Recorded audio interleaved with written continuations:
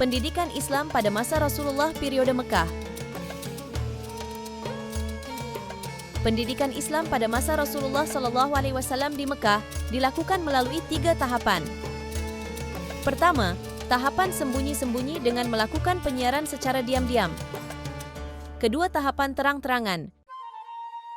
Ketiga, tahapan seruan umum yang dilakukan pada musim haji. Setelah banyak yang memeluk Islam, Nabi menyediakan rumah Al-Arqam bin Abil Arqam.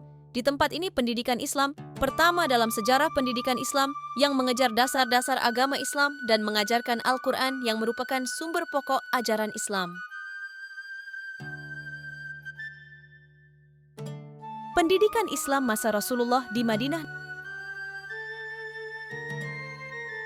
Nabi Muhammad SAW mempersatukan umat Islam dengan cara menghapus permusuhan antara suku yang nantinya akan membentuk persaudaraan Muhajirin dan Ansyar.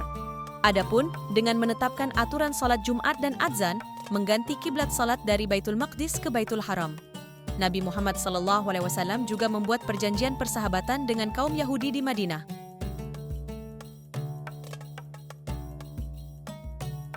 Salah satu pembinaan dan pengajaran pendidikan Islam yang dilakukan dalam periode Madinah yaitu pendidikan sosial politik dan kewarganegaraan, pendidikan yang berlandaskan konstitusi Madinah dengan tujuan menyebarkan ajaran Islam ke seluruh dunia. Pendidikan Islam pada masa Khulafaur Rasyidin. Masa Abu Bakar Asy-Syiddiq. Pelaksanaan pendidikan Islam pada masa Abu Bakar adalah sama dengan pendidikan Islam yang dilaksanakan pada masa Nabi, baik materi maupun lembaga pendidikannya. Dalam pendidikan Abu Bakar yang paling utama adalah keimanan dalam menghadapi orang-orang yang riddah. Pada masa Umar bin Khattab, beberapa kebijakan pendidikan pada masa Umar bin Khattab adalah 1. Membangun masjid sebagai pusat pendidikan di setiap daerah yang ditaklukkan. 2. Mengangkut guru untuk mengajarkan Al-Quran dan ajaran Islam. 3. Memberikan gaji kepada guru dari pendapatan daerah atau Baitul Mal. 4. Menetapkan metode halaqah.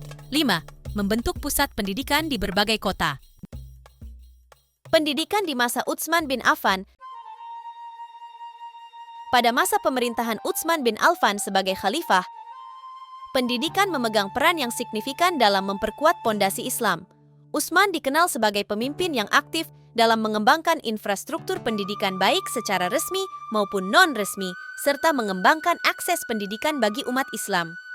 Salah satu tindakan penting yang diambil oleh Utsman dalam bidang pendidikan adalah standarisasi Al-Quran. Utsman juga mempromosikan pendidikan madrasah dan masjid sebagai pusat pembelajaran agama dan pengetahuan. Masa Khalifah Ali bin Abi Thalib.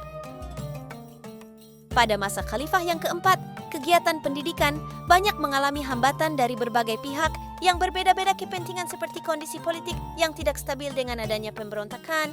Karena situasi yang tidak menentu, pendidikan Islam pada masa Ali tidak mengalami banyak perubahan.